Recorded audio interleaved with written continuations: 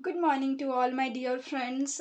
मैं हूं निखत और मैं आपको आज पढ़ाऊंगी क्लास 11 पॉलिटिकल साइंस का एक बहुत इंपॉर्टेंट सा चैप्टर इक्वालिटी। इससे पहले हम political science as a subject को समझे हैं, पॉलिटिकल थ्योरी क्या होता है। उसके बाद चैप्टर 2 में हम फ्रीडम के बारे में समझे कि आज़ादी स्वतंत्रता क्या होता है। और आज इस चैप्टर में हम समझेंगे इक्वालिटी क्या होता है और इक्वालिटी मतलब कि समानता हमारे लिए क्यों ज़रूरी है। उससे पहले हम समझेंगे why does equality matters.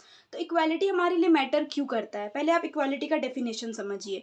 All human beings should be entitled to same respect and consideration. जितने ह्यूमन बीइंग्स हैं इस पूरे वर्ल्ड में, उनको हमें सेम रिस्पेक्ट देना चाहिए और इक्वल कंसिडरेशन देना चाहिए। इसका मतलब क्या होता है, मतलब कि जितने भी ह्यूमन बीइंग्स हैं उन पे हमें डिस्क्रिमिनेशंस नहीं करना चाहिए, भेदभाव नहीं करना चाहिए उनके कलर के बेसिस पे कि तुम ब्लैक हो मैं वाइट हूँ, या फिर तुम वाइट हो मैं ब्लैक हूँ। ये जेंडर के बेसिस में कि तुम गर्ल हो तुम ये नहीं कर सकती हो। और रेस के बेसिस पे और नेशनलिटी के बेसिस पे हमें उसको डिस्क्रिमिनेट नहीं करना है, उस पर भेदभाव नहीं करना है। इसे कहते हैं इक्वालिटी। हम सबको, जितने भी ह्यूमन बीइंग है इस पूरे वर्ल्ड में, हमें उनको सेम रिस्पेक्ट करना चाहिए, सेम उन्हें समानता देनी चाहिए। लेकिन वाई डज इक्वालिटी मैटर्स, हम कहते हैं कि हाँ सेम रिस्पेक्ट देना चाहिए, उन पे डिस्क्रिमिनेशंस नहीं करना चाहिए, लेकिन इक्वालिटी हमारे लिए इतना मैटर क्यों करता है। इसीलिए करता है क्योंकि सोसाइटी में इनइक्वालिटीज़ एग्जिस्ट अभी भी कर रहा है। अभी भी आपको कहीं ना कहीं इनइक्वालिटी दिखेगा, छोटा cast upper caste lower caste, या फिर अपर क्लास दिखेंगे आपको, मिडिल क्लास दिखेंगे, लोअर क्लास दिखेंगे, पुअर्स दिखेंगे, और बहुत सारे स्लम एरियाज़ के लोग दिखेंगे। तो अभी भी सोसाइटी में इनइक्वालिटी है, इसीलिए इक्वालिटी मैटर्स करता है। अगर आपके एग्जाम में आए कि वाई डज इक्वालिटी मैटर्स, तो आप अच्छे से लिख दीजिएगा कि सोसाइटी में अभी भी इनइक्वालिटीज़ है, अभी भी भेदभाव होता है, डिस्क्रिमिनेशंस होता है, इसीलिए इक्वालिटी हमारे लिए बहुत मैटर करता है।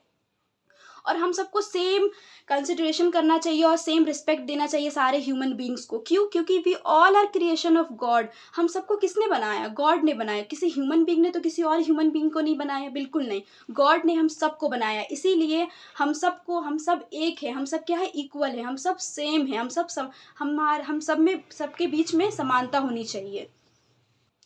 तो जो आप ये इक्वालिटी वर्ड सुनते हो, ये वर्ड आया कहाँ से? ये खुद से तो आया नहीं है। ये जो इक्वालिटी वर्ड है, और यहाँ तक कि जो लिबर्टी, ये जो आइडिया है लिबर्टी का, इक्वालिटी का और फ्रेटर्निटी का। लिबर्टी मतलब आज़ादी, इक्वालिटी मतलब समानता, फ्रेटर्निटी मतलब ब्रदरहुड यानी कि भाईचारा। ये जो तीनों वर्ड है वो आए कहाँ से? ये फ्रेंच रेवोल्यूशन से आए। फ्रेंच रेवोल्यूशन क्या? French revolution. फ्रांस में 1789 में एक क्रांति शुरू होता है, उसे कहते हैं फ्रेंच रेवोल्यूशन। और फ्रेंच रेवोल्यूशन से ही ये आइडिया आया है लिबर्टी का, इक्वालिटी का और ब्रदरहुड यानी कि फ्रेटर्निटी का। तो ये फ्रेंच रेवोल्यूशन के बारे में थोड़ा सा समझ जाइए आप। तो फ्रांस में क्या होता था कि एक अपर स्टेट के लोग होते थे और एक लोअर स्टेट के होते थे। तो अपर स्टेट में कौन होते थे? एरिस्टोक्रेट्स होते थे, मतलब जो रिच लोग होते थे, एलाइट पीपल होते थे, जो अमीर लोग होते थे, जैसे कि मोनार्क, या फिर राजा हो गया, या फिर राजा के जितने भी रिलेटिव्स हो गए, मोनार्क के रिलेटिव्स, वो लोग आते थे। तो ये लोग सारे लोग फर्स्ट स्टेट में आते थे, और जो थर्ड स्टेट के लोग थे वो लोग पुअर लोग लेते थे, कॉमन पीपल्स रहते थे, उनको बहुत हाई टैक्स देना पड़ता था, उनको बहुत ज़्यादा एक्सप्लॉइट किया जाता था। तो जो थर्ड स्टेट के जो लोअर क्लास के जो पीपल थे, गरीब लोग, वो लोग क्या किए थे? क्रांति किए थे फ्रांस में। और यहीं से वो लोग चाहते थे कि हमें इक्वालिटी दो, हमें लिबर्टी दो, और हमें फ्रेटर्निटी लानी है, हमें ब्रदरहुड लानी है। तो यही लिबर्टी, इक्वालिटी और ये फ्रेटर्निटी से इंस्पायर होके अफ्रीका की बहुत सारी कंट्रीज़ में और एशिया की बहुत सारी कंट्रीज़ में, एशिया की कंट्री में जैसे कि इंडिया हो गया, और भी बहुत सारी कंट्रीज़ हैं, वहाँ पे एंटी कलोनियल स्ट्रगल शुरू हो गया था 20th सेंचुरी में, फ्रेंच रेवोल्यूशन से इंस्पायर होके। कैसे? तो आप जानते होंगे कि 20th सेंचुरी में क्या था कि जितने भी यूरोपियन कंट्रीज़ थे, वो छोटे छोटे जितने भी पूरे वर्ल्ड में कंट्रीज़ है नहीं, उस वक्त क्या हुआ, कॉलोनी बना के रखे थे अपने। जैसे कि फ्रांस क्या किया था, ब्रिटेन क्या किया था, इंडिया के ऊपर अपना कॉलोनी बना लिया था। यहाँ पे सारा जो इकोनॉमी है, सारा जो पॉलिटिकल सिस्टम है, सब कुछ अपने हाथ में ले लिया था। तो बहुत सारे लोग इसके ऊपर आवाज़ उठाएं कि ये जो एंटी कॉलोनियल स्ट्रगल है ये बहुत तेज़ी से बढ़ते गया। क्यों? फ्रेंच रेवोल्यूशन से इंस्पायर होके बहुत सारे मार्जिनलाइज्ड ग्रुप यानी कि बहुत पुअर लोग, बहुत सारी महिलाएं आवाज़ उठाई कि हमें वोटिंग राइट्स दो, हमें भी इक्वालिटी दो, हमें भी जितने मेल है, जितने भी लोग हैं और भी जो मेन हैं उनसे इक्वल ट्रीट करो। वुमेन को ऐसा ना हो कि इक्वल ट्रीट ना करो। हमें वोटिंग राइट दो, हम भी बाहर जाके काम कर सकते हैं, हमें जॉब का राइट दो, हमें एजुकेशन का राइट दो। तो 20th सेंचुरी में बहुत सारे स्ट्रगल्स चलने लगे थे। बट लेकिन एक पैराडॉक्स सिचुएशन हमारे ऊपर आता है। What is paradox situation? Paradox ऐसी सिचुएशन है जहाँ पे हम बोलते कुछ और है और करते कुछ और है। जैसे कि हम जानते हैं कि इनइक्वालिटी गलत है, हम चाहते हैं कि इक्वालिटी हो, सबके ऊपर समानता हो, लेकिन क्या हम सबको इक्वालिटी देते हैं? नहीं। हमारे पेरेंट्स भी अपने बच्चों के ऊपर इक्वालिटी नहीं देते हैं। जैसे कि जो गर्ल है और जो बॉय है उसके एजुकेशन में भी डिस्क्रिमिनेशंस होता है। जो गर्ल है वो लेट नाइट तक बाहर नहीं जा सकती है। तो अभी भी इक्वालिटी नहीं है, लेकिन हम बात करते हैं इक्वालिटी का, लेकिन हम इक्वालिटी नहीं दे पाते हैं अच्छे से। अभी भी हम सोसाइटी में इनइक्वालिटीज़ देखते हैं। हम चाहते हैं कि सारे लोग इक्वल हो, लेकिन आज भी हम सोसाइटी में देखते हैं कुछ लोग अपर कास्ट है, कुछ लोग लोअर कास्ट है, कुछ लोग ज़्यादा रिच है, कुछ लोग बहुत ज़्यादा पुअर है। तो अभी भी देखते हैं ऑलमोस्ट सारे लोग एक्सेप्ट करते हैं ये जो इक्वालिटी का आइडिया है कि सबको इक्वालिटी दो, सबको इक्वल ट्रीट करो, लेकिन हम आज भी सोसाइटी से इनइक्वालिटी को हटा नहीं पाए हैं। आज भी सोसाइटी में इनइक्वालिटी एग्जिस्ट करता है। ओके। तो ये था इक्वालिटी का डेफिनेशन। और इक्वालिटी कहाँ से आया है? ये जो वर्ड है वो फ्रेंच रेवोल्यूशन से आया है। फ्रेंच रेवोल्यूशन कब हुआ था? 1789 में हुआ था, फ्रांस में। तो इक्वालिटी के बारे में हम समझ चुके हैं कि हमें किसी को भी, कोई भी ह्यूमन बीइंग को उसके कास्ट के, उसके कलर के, जेंडर के, रेस एक्सेट्रा, रिलीजन के भी बेसिस पे हमें डिस्क्रिमिनेशंस नहीं करना है। इसे कहते हैं इक्वालिटी। हमें सबको इक्वल ट्रीट करना है। लेकिन अब हम समझेंगे कि अभी सोसाइटी में इनइक्वालिटी है। तो दो टाइप की इनइक्वालिटीज होते हैं, मतलब कि असमानता है, लोगों के बीच में समानता नहीं है, वो दो तरह का होता है। एक होता है एक्सेप्टेबल, मतलब जो होता है जस्ट, और एक होता है अनजस्ट इनइक्वालिटी। एक होता है जस्ट इनइक्वालिटी, एक होता है अनजस्ट इनइक्वालिटी। दोनों को समझते हैं वन बाय वन। सबसे पहले अनजस्ट को समझिए, तब आपको जस्ट समझ में आ जाएगा। अगर कोई बॉर्न हुआ है स्लम एरिया में, ठीक है, एग्जाम्पल मैं आपको बताती हूँ, कोई अगर किसी का जन्म हुआ है स्लम एरिया में, और अगर हम उसे कहेंगे तुम्हारे पास एजुकेशन का राइट नहीं है, तुम्हारे पास जॉब का राइट नहीं है, तुम मेरे पास मत आओ, तुम्हें मैं डिस्क्रिमिनेट करती हूँ, या फिर उसके साथ कोई भी भेदभाव करेंगे, तो ये क्या है? एक गलत है, ये एक अनजस्ट है। मतलब ये जस्ट नहीं, ये कहीं का न्याय तो नहीं है। हमें उसे तुम गुड न्यूट्रिशन नहीं ले सकते, तुम ये नहीं खा सकते, तुम यहाँ नहीं जा सकते क्योंकि तुम तो स्लम एरिया में बॉर्न हुए हो। तो ये एक अनजस्ट इनइक्वालिटी है। इसे हम कभी, ये अन्याय है, एक तरह का न्याय नहीं, ये अन्याय है कि क्या उसकी गलती है कि वो एक स्लम एरिया में बॉर्न हुआ है? क्या पता वो स्लम एरिया में बॉर्न हुआ हो, लेकिन वो पढ़ लिख कर अपना जो भी उसका लाइफ है वो चेंज कर सकता हो, लेकिन हम क्या करते हैं? उनको अपॉर्चुनिटी नहीं देते हैं। लेकिन एक ये हो गया अनजस्ट इनइक्वालिटी। हम क्या करते हैं? लोगों को उनके बर्थ के बेसिस पे, उनके जेंडर के बेसिस पे, उनके कलर के बेसिस पे जब हम उसको इक्वल ट्रीट नहीं करते, उसे हम कहते हैं इनइक्वालिटी, अनजस्ट इनइक्वालिटी। एक होता है एक्सेप्टेबल और नेसेसरी होता है। जैसे कि एक एग्जाम्पल है कि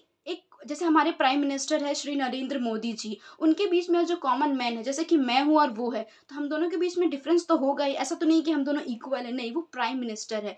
क्यों? क्योंकि वो प्राइम मिनिस्टर है, वो ऊंचे पद पर है। तो ऐसा तो नहीं कि हम कह देंगे कि नहीं, वो और हम सेम है, ऐसा नहीं है, बिल्कुल नहीं है। अगर मेरे साथ कोई मेरी फ्रेंड है और अगर वो पढ़ के कुछ अच्छा की, वो एक अच्छी साइंटिस्ट बन गई, या फिर वो कुछ अच्छा अचीवमेंट की, तो ऐसा तो मैं नहीं बोलूँगी कि वो और मैं सेम हूँ अगर मैं कुछ नहीं कर पाई। लेकिन क्यों? क्योंकि वो अपनी काबिलियत के थ्रू, अपनी एबिलिटी के थ्रू आगे पहुंची है। तो जब कोई अपनी एबिलिटी के थ्रू आगे पहुंचता है, जब वो अपने टैलेंट के थ्रू आगे पहुंचता है, तब हम अगर इक्वल नहीं है एक दूसरे से, तो हम कहेंगे जस्ट, वो एक्सेप्टेबल है, उसे माना जाएगा, वो न्याय है। ठीक है। तो कौन सा, which are acceptable and which are not, अब हम ये समझेंगे कौन सा एक्सेप्टेबल है, कौन सा नहीं है। जब हम ह्यूमन बीइंग को देखिए, कौन सा एक्सेप्टेबल नहीं है पहले वो समझते हैं। When people treated differently because of their born in particular religion, race और कास्ट और जेंडर। जब कोई एक रिलीजन, रेस, कास्ट के बेसिस में हम उसे डिस्क्रिमिनेट करते हैं कि तुम उस कास्ट के हो, तुम्हें ये करने का कोई अधिकार नहीं है, कोई राइट नहीं है, तो ये हो गया अनएक्सेप्टेबल। ये न्याय नहीं, अन्याय है उसके लिए। लेकिन जब कोई ह्यूमन बीइंग है, वो अपना डिफरेंट एम्बिशन परस्यू करता है, कोई आगे सक्सेसफुल होता है, कोई सक्सेसफुल नहीं होता है, तो क्या एक सक्सेसफुल मैन और एक अनसक्सेसफुल मैन है, क्या इन दोनों के बीच में कोई समानता है? बिल्कुल नहीं है, ये अनइक्वल है। इसीलिए इनके बीच में जो इनइक्वालिटी है वो एक्सेप्टेबल है। तो दो टाइप के इनइक्वालिटीज होते हैं, एक होते हैं एक्सेप्टेबल जिन्हें हम एक्सेप्ट कर सकते हैं, और एक होते हैं अनएक्सेप्टेबल जो बिल्कुल अन्याय है, वो बिल्कुल गलत है। नाउ अब हम समझेंगे कि अपॉर्चुनिटीज़ देने में भी हमें इक्वालिटी देना चाहिए, मतलब इक्वल अपॉर्चुनिटीज़ लोगों को देना चाहिए। ऑल जितने भी ह्यूमन बींग्स हैं, हमें उन्हें सेम राइट है, सबको अधिकार है कि उनको अपॉर्चुनिटीज़ दिया जाए, कि वो अपने टैलेंट को, अपने स्किल को डेवलप कर पाए, और उनका जो भी गोल है, जो भी एम्बिशन है, वो उसको फुलफिल कर पाएँ। और गवर्नमेंट का क्या काम है, बेसिक गुड्स देना, जो लोग हैं सिटीजन्स हैं उन्हें बेसिक गुड्स देना, जैसे कि हेल्थ हेल्थ प्रोवाइड करना, एजुकेशन प्रोवाइड करना, हाउसिंग, ये सब क्या हो गया बेसिक गुड्स, जैसे कि फूड, ठीक है ना, सैनिटेशंस हो गया, तो ये सब बेसिक गुड्स है। एक ह्यूमन बीइंग को हम अगर ये सब दिए, जैसे कि हेल्थ हो गया, एजुकेशन हो गया, हाउसिंग हो गया, तो दो टाइप के लोग होते हैं, एक होते हैं जिनको हम ये सब देते हैं और वो सक्सेसफुल हो जाते हैं, और एक होता है जिन्हें हम ये सब देते हैं लेकिन वो सक्सेसफुल नहीं हो पाते हैं। तो क्या हो गया, ये हो गया इनइक्वालिटी। जैसे कि हम दो लोगों को बेसिक गुड्स दिए, कोई क्या हुआ, जो दो लोग हैं उसमें एक लोग अच्छे से उसको यूज़ करके अपने टैलेंट को यूज़ करके सक्सेसफुल मैन बन गया, जैसे कि वो एक बहुत मशहूर क्रिकेटर बन गया, लेकिन एक हो गया वो अनसक्सेसफुल रह गया। तो क्या हम कहेंगे कि इन दोनों के बीच इनक्वालिटीज़ हो रहा है? नहीं, क्योंकि हम बेसिक गुड्स तो प्रोवाइड दोनों को किए हैं, लेकिन एक कामयाब हो गया, एक कामयाब नहीं हुआ। इसीलिए हम इसको नहीं कहेंगे, सोसाइटी इसको अनइक्वल कंसिडर नहीं कर सकती है, क्योंकि एक अपने दम पे सक्सेसफुल हुआ है, एक दोनों को सेम मिला है, दोनों को सेम बेसिक राइट्स मिला है, लेकिन दोनों क्या हुआ, एक सक्सेसफुल हो पाया, एक सक्सेसफुल नहीं हो पाया। इसे हम सोसाइटी क्या है, अनइक्वल कंसीडर नहीं कर सकती है। इसीलिए गवर्नमेंट का काम है कि वो इक्वल अपॉर्चुनिटी प्रोवाइड करे हर ह्यूमन बीइंग को, हर सिटीजन्स को, कि वो अपने टैलेंट को, अपने टैलेंट को, स्किल्स को डेवलप कर पाएँ और अपने जो भी गोल हो, जो भी उनका एम्बिशन हो, जो भी एम हो, वो उसको फुलफिल कर पाएँ। ओके। अब हम समझेंगे कि कितने टाइप के इनक्वालिटीज़ होते हैं। एक होता है नेचुरल इनक्वालिटी, एक होता है सोशल इनक्वालिटी। नेचुरल मतलब जो आपको बाय बर्थ मिला है, जो नेचुरल है, जो हम क्या कर सकते हैं, ऑल्टर नहीं कर सकते, चेंज नहीं कर सकते। लेकिन सोशल इनक्वालिटी जो आपको सोसाइटी इनक्वालिटी देता है, ये जो इक्वालिटीज़ है ये क्रिएट कौन करता है, सोसाइटी क्रिएट करती है। और नेचुरल जो बाय बर्थ है, जैसे कि कोई अगर बाय बर्थ डिसेबल है तो वो दौड़ नहीं सकता है, वो रन नहीं कर सकता, वो चल नहीं सकता, तो क्या है, वो नेचुरल हुआ ना, वो कोई से चेंज नहीं कर सकता, वो तो दौड़ नहीं पाएगा, तो वो नेचुरल है, वो चेंज नहीं कर सकते। लेकिन अगर कोई सोसाइटी में, जैसे कि सोसाइटी में अपर कास्ट, लोअर कास्ट जो बनाया गया है, ये बिल्कुल गलत है, तो इसको कौन क्रिएट करता है, सोसाइटी को, सोसाइटी क्रिएट करता है। और हमें क्या करना है, इसको हम चेंज कर सकते हैं और हमें इसे चेंज करना भी चाहिए। तो अब हम समझेंगे नेचुरल और सोशल इनक्वालिटीज़ को अच्छे से। तो नेचुरल इनक्वालिटी होता है जो बाय बॉर्न हमें मिलता है, जिसे हम चेंज नहीं कर सकते। लेकिन जो सोशल इनक्वालिटी होता है उसे हम चेंज कर सकते हैं, जैसे कि जो सोसाइटी क्रिएट करता है। जैसे कि अभी जो सोसाइटी क्रिएट की है कि जो इंटेलेक्चुअल वर्कर्स होते हैं और जो मैनुअल वर्कर्स होते हैं, वो उन्हें डिफरेंट रिवॉर्ड्स हमें देते हैं। जो इंटेलेक्चुअल वर्कर्स होते हैं वो अच्छे खासे कपड़े पहनते हैं, वो उनका अलग पर्सनैलिटी होता है। लेकिन जो मैनुअल वर्कर्स होते हैं वो लेबर की तरह रहते हैं। तो सोसाइटी ये क्रिएट की है, जैसे कि सोसाइटी क्रिएट किया है कि मेल और फीमेल बिल्कुल अलग है। मेल क्या है, वो सुपीरियर है, जो मेन है वो सुपीरियर है, जो फीमेल है इन्फीरियर है, वो घर के कामों के लिए है, और जो मेन है वो बाहर के कामों के लिए है। पब्लिक वर्क करते हैं, ये प्राइवेट वर्क, डोमेस्टिक वर्क करती है। तो ये गलत है, ये कौन क्रिएट किया है, सोसाइटी। तो इसे हम चेंज कर दिए ना, अभी जो फीमेल है वो भी बाहर जाती है काम करने के लिए। तो जो सोसाइटी इनइक्वालिटीज़ क्रिएट की है उन्हें हम चेंज कर सकते हैं, ठीक है। जैसे कि, लेकिन जो नेचुरली जो हुआ है, जैसे कि नेचुरली क्या होता है कि वुमेन को वीकर सेक्स बताया जाता है, कि वुमेन बहुत कमज़ोर होती है, वो बहुत इमोशनल होती है, उसे लेस इंटेलिजेंस कहा गया है। लेकिन ऐसा नहीं है आज भी, इसीलिए इसे इन्हें वुमेन्स को राइट नहीं दिया गया है। शुरू से वुमेन्स को राइट नहीं दिया गया है कि वुमेन सिर्फ घर के काम कर सकती है, उनके पास कोई राइट नहीं हो सकता है, ठीक है ना। लेकिन क्या हम कह सकते हैं कि जस्टिसेबल है, क्या यह न्याय है? बिल्कुल न्याय नहीं है। वुमेन किसी से भी कम नहीं है, आज की महिलाओं को देख लीजिए, किसी से भी कम नहीं है।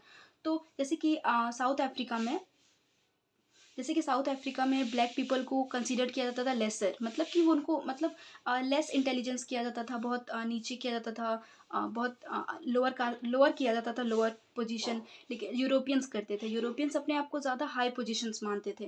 तो ये सोशल इनक्वालिटीज़ है, ये बिल्कुल गलत है। ये कौन क्रिएट कर रहा है, सोसाइटी क्रिएट कर रही है। तो क्या ये जस्टिसेबल है, क्या ये मतलब इसको हम न्याय बोल सकते हैं? बिल्कुल नहीं, ये अन्याय है। तो ये सब क्रिएट कौन करता है, ये सब सोसाइटी में लोग क्रिएट करते हैं, कि तुम छोटा हो, तुम बड़ा हो, तुम नीचे का क्लास के हो, तुम अपर क्लास के हो, तुम मीडियम क्लास के हो। ये डिफरेंट, ये सोसाइटी क्रिएट करता है, जो कि बिल्कुल गलत है। तो हर लोग, हर कंट्री में, अगर हम हर कंट्री वाइज देखें तो सारे लोग अलग है, सबके अलग अलग थिंकिंग है। मतलब कि जो देखिए, ऐसा तो नहीं कि कोई बाय बर्थ ही जो होता है, ऐसा नहीं। वो क्लाइमेट की वजह से होता है, कि कोई ज़्यादा फेयर होता है, कोई डार्क होता है, तो उसे हम नेचुरल तो नहीं कह सकते हैं, ठीक है ना। इस वजह से हम किसी के ऊपर डिस्क्रिमिनेशंस नहीं कर सकते हैं। जो लोग होते हैं, हर कंट्री में लोग अलग अलग होते हैं, तो उन्हें हम बर्थ के बेसिस में ऐसा नहीं कह सकते कि तुम इन्फीरियर हो, मैं सुपीरियर हूँ, बिल्कुल नहीं।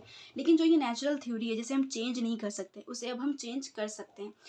बहुत सारे लोग कहते हैं कि जो भी नेचुरल इनइक्वालिटीज़ एग्जिस्ट करता है वो बिल्कुल मतलब वो चेंज नहीं हो सकते, उसे हम अल्टर्ड नहीं कर सकते, लेकिन ऐसा नहीं है, अब हम उसे चेंज कर सकते हैं।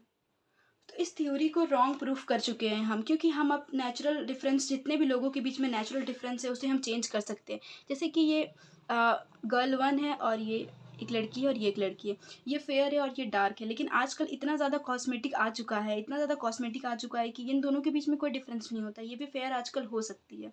जैसे कि आजकल इतना टेक्नोलॉजी इन्वेंशन हो गया, इतना इन्वेंट हो गया टेक्नोलॉजी, इतना डेवलप कर चुका है आज का जो टेक्नोलॉजी है, उससे हम कुछ भी कर सकते हैं आज। जो ब्लाइंड लोग हैं वो कंप्यूटर के हेल्प लेकर वो देख सकते हैं, मतलब महसूस कर सकते हैं, देख तो नहीं सकते लेकिन वो फ़ील कर सकते हैं, वो पढ़ सकते हैं, लिख सकते हैं। तो आजकल जो दौड़ नहीं सकता, जो चल नहीं सकता, उसके लिए व्हील चेयर आ चुका है। तो एक बेस्ट एग्ज़ाम्पल ये है कि ये जो व्हील चेयर है, वो जैसे कि जो पहले के लोग थे वो कहते थे कि नेचुरल इनइक्वालिटी है, जो नेचुरल डिफरेंस है कि जो बाय बर्थ डिसेबल है, जो चल नहीं सकता, वो कभी नहीं चल पाएगा, कभी वो घूम नहीं सकता, वो पूरा दुनिया देख नहीं सकता। लेकिन फिर क्या हुआ, व्हील चेयर का इन्वेंशन हुआ, व्हील चेयर इन्वेंट हुआ, और जो डिसेबल पीपल है वो भी एफिशिएंटली पूरी सोसाइटी में घूम सकते हैं, देख सकते हैं, हर चीज़ ऑब्जर्व कर सकते हैं। इसका बेस्ट एग्जाम्पल है एक स्टेफन हॉकिंस है।